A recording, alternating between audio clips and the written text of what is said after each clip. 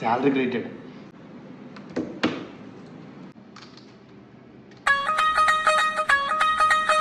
Hello చెప్పమ్మా.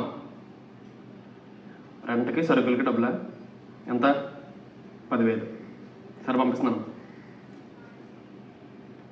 10,000.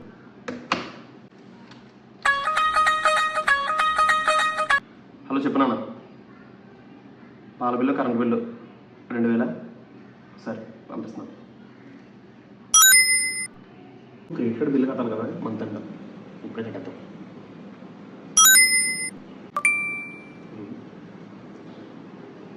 అమ్మయ్యా, ఒరే దీని సగం మర్చిపోయాను. ఆటోపే రీఛార్జ్ మా అమ్మకే, నాకు, మా నాన్నకే. మరి ఎవరు నాపడరా?